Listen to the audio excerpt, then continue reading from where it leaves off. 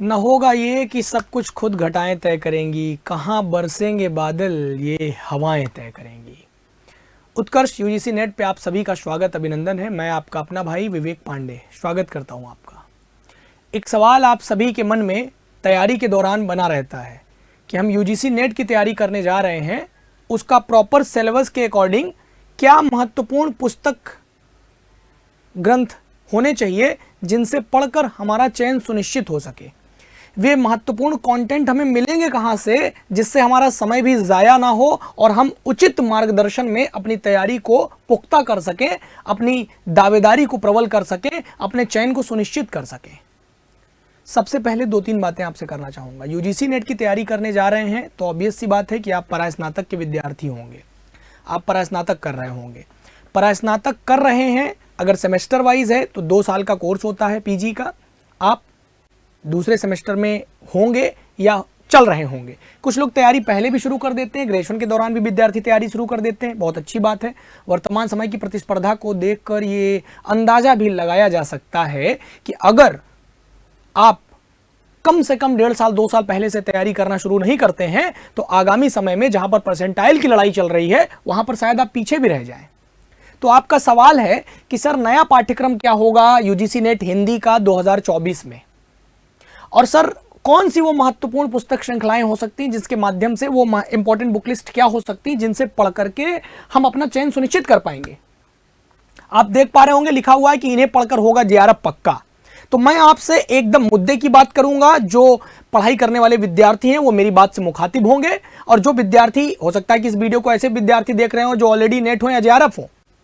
Net या JRF कोई नौकरी नहीं होती, ये तो आपको विश्वविद्यालय में पीएचडी के दौरान मिलने वाले स्कॉलरशिप के लिए एक टेस्ट होता है जिसमें कुछ खास विद्यार्थियों का चुनाव करके उन्हें इस टेस्ट में, अगर आप नेट होते हैं तो अलग अलग विश्वविद्यालयों के अलग अलग मानक हैं। नेट होने पर आमूमन तो कुछ नहीं मिलता, यूजीसी के मानक में कुछ नहीं मिलता, लेकिन संभावनात्मक रूप में कुछ विश्वविद्यालय इसके लिए 8,000, 10,000, 5,000 रुपए तय करते हैं जो कि विद्यार्थियों को दिए जाते हैं। लेकिन अगर आप जेआरएफ हो जाते हैं तो जेआरएफ के दौरान आगामी 3 समय में, मतलब 3 सालों तक आपको 37,000 रुपए 37,000, और अगर आप 3 साल के बाद एसआरएफ होंगे, सीनियर रिसर्च फेलोशिप मिलने लग जाएगी, तो उस दौरान आपको लगभग 42 से 45,000 रुपए आपको दिए जाते हैं। अभी जो मेरा मुख्य विषय है इस वीडियो में, जिसमें मैं आपसे बातचीत करना चाहता हूं, वो ये है कि आपके लिए इंपॉर्टेंट बुक लिस्ट क्या होगी यूजीसी नेट हिंदी विषय से अगर आप देना चाहते हैं तो। देखिए, आपको सर्वप्रथम समझना होगा कि आपकी परीक्षा में ये कुल 10 यूनिट आपके लिए तैयार किए गए हैं। इन्हीं 10 यूनिट से आपके क्वेश्चंस पूछे जाते हैं, जिसमें सबसे पहला यूनिट जो होता है वो होता है हिंदी भाषा और उसका विकास। यहां से हर साल परीक्षा में लगभग 10 सवाल, 12 सवाल, यदा कदा 15 सवाल भी पूछ लिए जाते हैं। ऐसा कहने में कोई अतिशयोक्ति नहीं है, पुरातन प्रश्न पत्रों को उठाकर देखने से यह पता चलता है। यानी कि ये गणित के जैसे अंक दिलाने में आपकी मदद करते हैं। इसमें व्याकरण कोटि के प्रश्नों को थोड़ा सा ज्यादा देखना होता है, भाषा के विषय में थोड़ा ठीक से अध्ययन करना होता है, भाषा के विकास को समझना होता है कि कैसे यहाँ पर भाषाई विकास कैसे आया। तो जैसे भाषाई विकास को समझने के दौरान हम ये पढ़ते हैं कि भैया सबसे पहले संस्कृत का उदय होता है। संस्कृत हमारी आदि जननी है, देववाणी रही है। संस्कृत में वैदिक संस्कृत आता है, लौकिक संस्कृत आता है। उसके बाद फिर हम पाली की ओर बढ़ते हैं, पाली से प्राकृत, प्राकृत से अभ्रंश, अभ्रंश से अवहट, अवहट से फिर आधुनिक आर्य भाषा हिंदी की तरफ हम आते हैं। इनकी समय सीमाओं के बारे में, इनके अंतर्गत क्या क्या हुआ, इसका सबसे पहला उल्लेख कहाँ पाया जाता है, सबसे पहला इसके विषय में लिखित वर्णन कहाँ मिलता है, इत्यादि बातें आपको पढ़नी होती हैं। साथ ही इसके संवैधानिक विकास के बारे में पढ़ना होता है कि संविधान के किस अनुच्छेद में किस किस चीज़ों की चर्चा की गई है। जैसे किसमें भाषा की चर्चा हुई है, किसमें न्यायालयी भाषा की चर्चा हुई है, किसमें राज्य भाषा की चर्चा हुई है, इत्यादि। और व्याकरण के कुछ तथ्य जैसे छंद से, रस से, अलंकार से और आपके भाषा विज्ञान से यानी कि वर्णमाला से, ये सब प्रश्न वाक्य से, वाक्य रचना से इत्यादि से प्रश्न पूछे जाने की संभावना बहुत प्रबल होती है। इसको पढ़ना होता है। फिर आप आते हैं हिंदी साहित्य के इतिहास पर। फिर हिंदी साहित्य का, गद्य साहित्य का इतिहास आप पढ़ते हैं। फिर साहित्य शास्त्र, जिसको काव्य शास्त्र के नाम से भी जाना जाता है, इसका अध्ययन आपको करना होता है, काव्य शास्त्र पढ़ना होता है। तत्पश्चात कुछ विद्वानों की वैचारिक पृष्ठभूमि, जैसे अंबेडकर की पृष्ठभूमि, गांधी की पृष्ठभूमि, नेहरू की पृष्ठभूमि, इन सब के विषय में आपको अध्ययन करना होता है।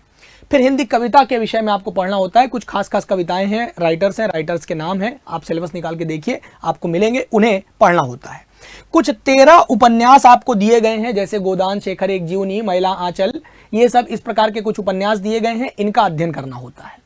हिंदी कहानी, जिसमें कुल 17 कहानियां हैं, इसका अध्ययन करना होता है। कुछ 10 हिंदी के नाटक हैं, इनका अध्ययन आपको करना होता है, जैसे आषाढ़ का एक दिन, इस प्रकार की महान रचनाओं का अध्ययन करना होता है। ठीक है, और अंधेर नगरी, ठीक है। हिंदी निबंध आपको पढ़ने होते हैं, कुछ निबंध हैं, लगभग 8-9 निबंध हैं, उसको पढ़ना होता है। आत्मकथा और जीवनी और अन्य गद्य विधाएं, जो कि यूनिट 10 होती हैं, ये कुल पढ़ना है। अब ये पढ़ना कहां से है गुरु, सवाल तो यही है। पढ़ना है तो बहुत सारे विद्यार्थी जानते हैं, पढ़ना कहां से है। अब मैं आपको पहले तो यहां से उल्टा शुरू करूंगा कि जब आप कहानियों की बात करते हैं तो विद्यार्थियों को यह पढ़ने के लिए कोई नई चीज करने की जरूरत नहीं है। अगर आप हमारे टेलीग्राम में जुड़े हुए हैं, यूजीसी नेट में, उत्कर्ष में, तो वहां पर आपको मिल जाएगा। ठीक है, और ये आपको पीडीएफ के फॉर्मेट में उपलब्ध करा दिया जाएगा, इसको आप पढ़ लीजिए। अन्यथा यदि आप विद्यार्थियों का कमेंट आता है तो मैं एक एक कहानी को यूट्यूब पर पढ़ा दूंगा, एक एक कहानी को आप लोगों को YouTube पर करा दिया जाएगा। प्रत्येक कहानी पढ़कर, जो आलसी विद्यार्थी हैं उनके लिए पढ़कर प्रत्येक कहानी बता दी जाएगी, प्रत्येक कहानी को वॉइस ओवर करके आपको दे दिया जाएगा। साथ ही साथ आपको प्रत्येक कहानी के जो प्रमुख पात्र हैं, वो पात्र किस प्रवृत्ति के हैं, वो किन स्थानों के बारे में कहा गया है, उसके राइटर कौन है, उनके राइटर के संबंध में कुछ अमुक बातें जो कि परीक्षोपयोगी हो सकती हैं, ये सारी चर्चाएं की जा सकती हैं। तो इसको आप लोग मूल ग्रंथ पढ़िए, क्योंकि बिना मूल ग्रंथ पढ़े वर्तमान समय में जेआरएफ नहीं हो सकता। लड़ाई जेआरएफ की है, नेट की नहीं है मेरे दोस्त। अगर आप हमारे साथ जुड़े हैं तो आपकी लड़ाई, आपका दोस्त, आपका जो भाई है विवेक पांडे, जो आप उत्कर्ष चैनल पर जुड़े हुए हैं, तो यहां पर दोस्त आपको जो लड़ाई है वो जेआरएफ की है। नेट तो हमारा प्रत्येक विद्यार्थी निकालता है, अभी तक के इतिहास में सबसे ज्यादा जेआरएफ विद्यार्थी देने का इतिहास रहा है प्यारे विद्यार्थियों। तो ध्यान रखिएगा, हिंदी उपन्यास आपको पढ़ना होता है, 13 कुल उपन्यास हैं।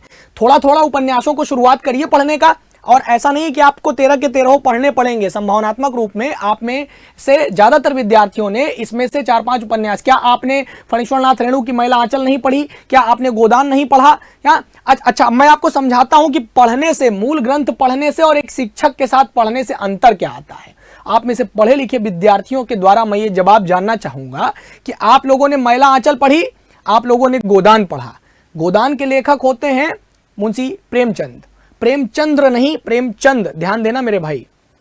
और महिला आंचल फणीश्वरनाथ रेणु पूर्णिया से लिख रहे हैं। अब मेरे भाई, पूर्णिया से एक राइटर बिहार से निकलते हैं फणीश्वरनाथ रेणु, जो महिला आंचल लिखते हैं, जो कि एक आंचलिक उपन्यास है। उसकी भाषा के कारण वह उपन्यास अपने आप को चरितार्थ करती है, और वर्तमान समय में जो ख्याति महिला आंचल की है उससे तनिक भी कम ख्याति गोदान की नहीं, और जो ख्याति गोदान ने प्राप्त की है उससे तनिक भी कम ख्याति महिला आंचल को प्राप्त नहीं है। आप देखते हैं तो प्रेमचंद जी की समय सीमा को देखकर यह अंदाजा लगाया जा सकता है कि गोदान उनकी अंतिम रचना रहती है। वैसे तो उनकी अंतिम अधूरी कृति मंगलसूत्र है, परंतु गोदान पूर्ण रचना है, जो कि उनके मृत्यु के समय के आसपास ही आती है। अब आप देखिए, लगभग 1935 के आसपास आ रही है वो, अगर मैं ठीक बोल रहा हूं तो। अब इसी तरफ से आप उठा करके देखिए तो महिला आंचल फणीश्वरनाथ रेणु की जीवन का पहला उपन्यास लिखा जा रहा है। एक व्यक्ति के जीवन का अंतिम उपन्यास, एक व्यक्ति के जीवन का पहला उपन्यास, दोनों आपके सिलेबस का हिस्सा हैं और दोनों पर्याप्त ख्याति लब्ध हैं। दोनों की भाषा अपने आप में जबरदस्त है। एक सामान्य भाषा में लिखा गया है तो दूसरा आंचलिक उपन्यास के तौर पर लिखा जाता है, जो कि अंचल विशेष के भाषागत रूप में अपने वैशिष्ट्य को लेकर के उपस्थित होता है। अब आप देखिए तो रचना को पढ़ करके आपको अंदाजा लगा देना चाहिए कि भारतीय परंपरा में गौ का दान किसी व्यक्ति की मृत्यु के 10वें दिन ही किया जाता है। अब व्यक्ति की मृत्यु के 10वें दिन किसी का गौ दान किया जाता है, अर्थात प्रेमचंद जी के द्वारा लिखी गई यह रचना किसी की मृत्यु पर लिखी गई है। अब जब मैं महिला आंचल उठाता हूं तो मैं उपन्यास पढ़ा हूं या ना पढ़ा हूं, लेकिन मैं ये देख करके अंदाजा लगाता हूं कि आंचल किसी पुरुष का नहीं होता। पुरुष का कॉलर होता है, पुरुष का जेब होता है, लेकिन पुरुष के पास क्या नहीं होता, तो आंचल नहीं होता। आंचल एक महिला का हो सकता है, जो कि राइटर बताता है कि महिला हो चुका है, और ये पूरा का पूरा ग्रंथ उसी पर रचा हुआ है। तो जब आप इस प्रकार से पढ़ते हैं तो जेआरएफ होने की गारंटी होती है। तो कुल मिलाकर के आपको ये मूल ग्रंथ पढ़ने चाहिए। ये भी आपको पीडीएफ के फॉर्मेट में आसानी से उपलब्ध है। इसके लिए आप मूल ग्रंथ भी खरीद सकते हैं, कोई बड़ी बात नहीं है। ये दोनों मूल ग्रंथों से आपका हो जाएगा। इसमें से ज्यादातर आपको ऑनलाइन उपलब्ध हो जाते हैं। ज्यादातर चीजें आपको ऑनलाइन यहां से जो कविताएं आपको परीक्षा में पूछी जाती हैं वो कविताएं आपको मिल जाती हैं। अब यहां दिक्कत क्या आती है कि इन कविताओं की भाषा, इन कविताओं का अर्थ, इनका शैलीगत वैशिष्ट्य कोई मुझे पढ़ा दे तो मेरा काम चल जाए। तो इसके लिए प्यारे विद्यार्थियों आपको हमारे क्लास में आना पड़ता है, क्योंकि बिना क्लास के इसकी संभावनाएं कम बनती हैं। इसके लिए आपको हमारे YT सेशंस ज्वाइन करने पड़ेंगे, क्लासेस करनी पड़ेंगी, थोड़ा सा मेहनत करनी पड़ेगी। आखिरकार JRF होकर के असिस्टेंट प्रोफेसर बनने के लिए इतना तो बनता है, ये तो करना पड़ेगा।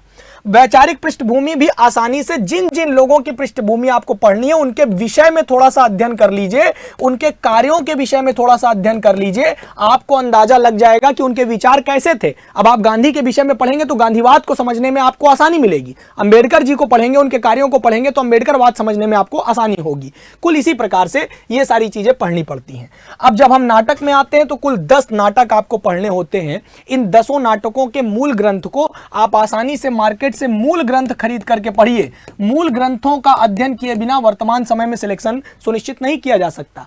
या तो फिर दो चीजें हैं जहां पर मैं मूल ग्रंथ का प्रयोग करूंगा, आप यूं ही समझते चलिएगा कि मूल ग्रंथ के साथ साथ आपको हमारी कक्षाएं भी लेनी है। कक्षाएं और मूल ग्रंथ और हमारे द्वारा दिए गए नोट्स, ये तीनों रामबाण होंगे, सिलेक्शन के लिए पर्याप्त होंगे। अब देखिए, ये आपने किए, पूरे 10 के 10 नाटक पढ़े। और हिंदी निबंध, निबंधों को समझना भी बहुत जरूरी है, क्योंकि निबंधों की भाषा थोड़ी सी क्लिष्ट होती है।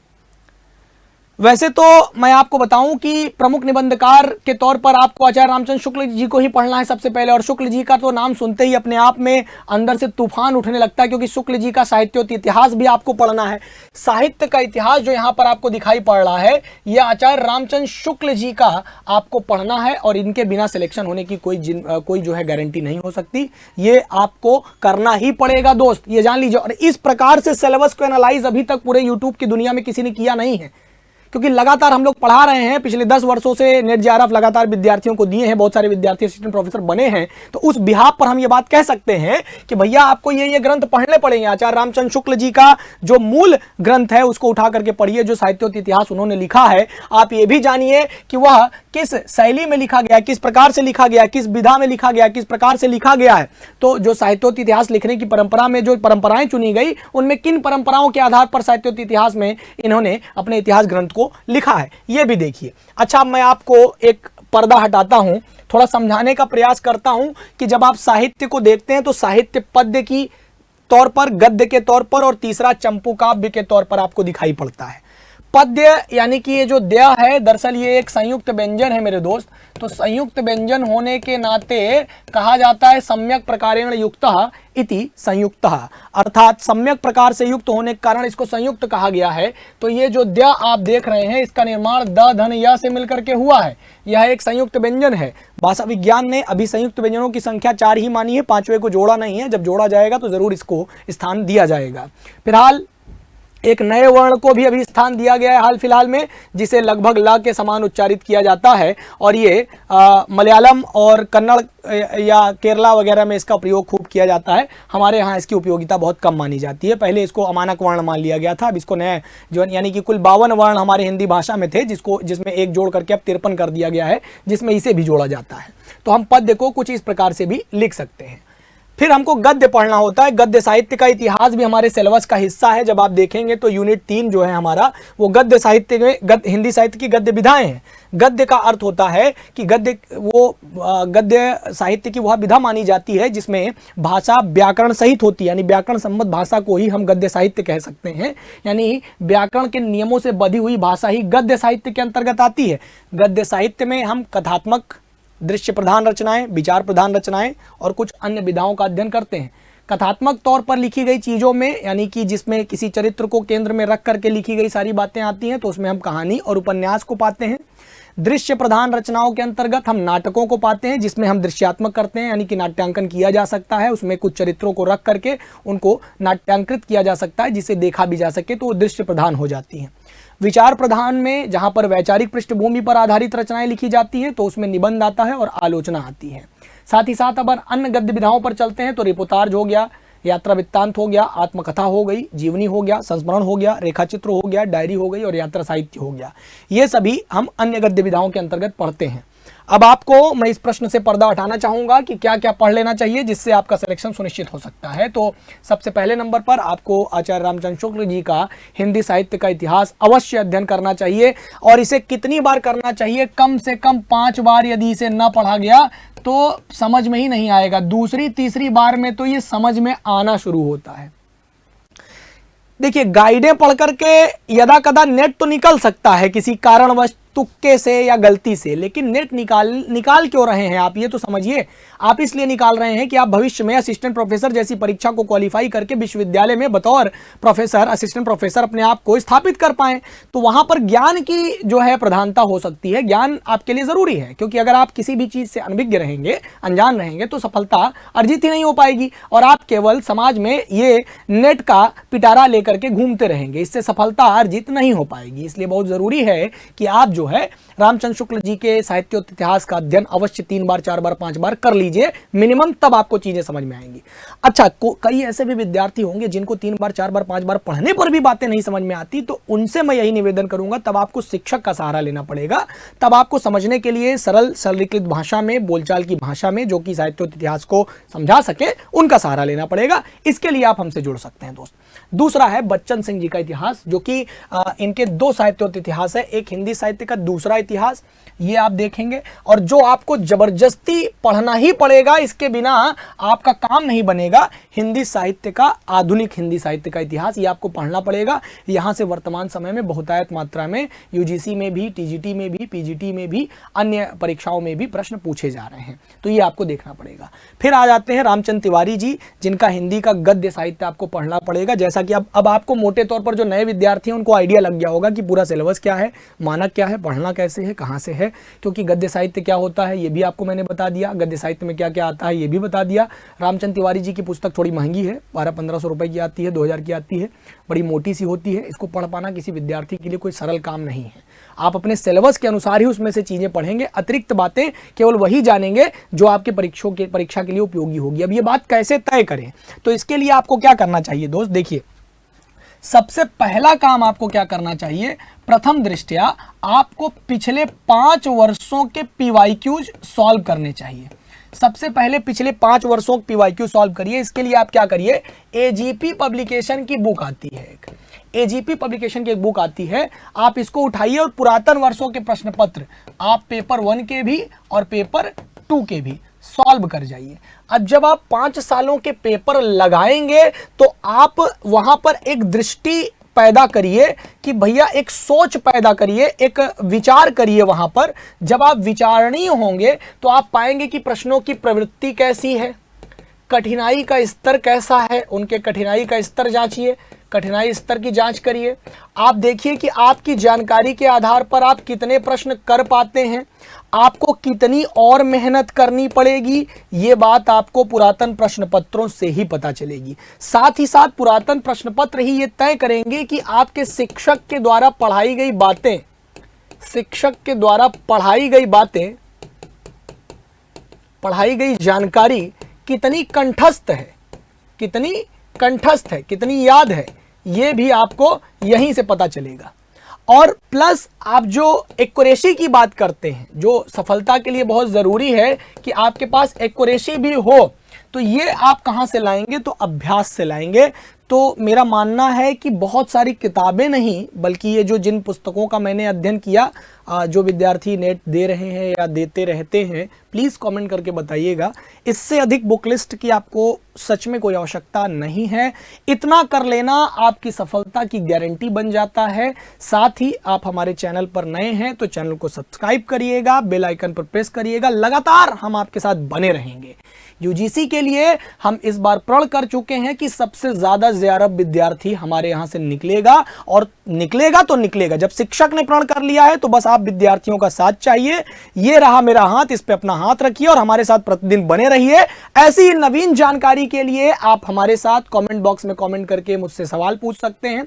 कमेंट बॉक्स में आप कमेंट कर सकते हैं, जो भी जानकारी चाहिए वो आप कमेंट करिए, उस पर मैं दूसरा वीडियो भी बनाऊंगा। फिलहाल पुस्तकों के तौर पर इतनी ही पुस्तकें आपके लिए जरूरी थी। एक चीज और बचती है, साहित्य शास्त्र यानी काव्य शास्त्र कहां से पढ़ें? तो काव्य शास्त्र के लिए 2 लोगों को आप पढ़ सकते हैं, डॉक्टर निशा अग्रवाल, क्योंकि भारतीय काव्य शास्त्र भी पूछा जाएगा परीक्षा में, और जो है डॉक्टर निशा अग्रवाल, और एक तारकनाथ बाली को आप पढ़ सकते हैं। ये दोनों लोगों का आप जो है अध्ययन कर सकते हैं। अगर इन लोगों को पढ़ा जाए तो आप पूरे के पूरे सिलेबस को साध सकते हैं। साथ ही साथ बहुत सारे विद्यार्थियों ने, जिन्होंने ग्रेजुएशन और पीजी के दौरान अच्छा विश्वविद्यालय नहीं पाया, अच्छे शिक्षकों का साथ नहीं पाया, तो उनके लिए एक मेंटोर की भी ज़रूरत पड़ेगी। तो हम उन मेंटोर के तौर पर आपके साथ हैं, आप हमारे साथ जुड़िए। यूजीसी नेट हिंदी के लिए कितने लोग तैयारी करना चाहते हैं, कमेंट बॉक्स में कमेंट जरूर करिएगा, मैं आपके साथ बना रहूँगा। जय हिंद, जय हिंदी, नमस्कार।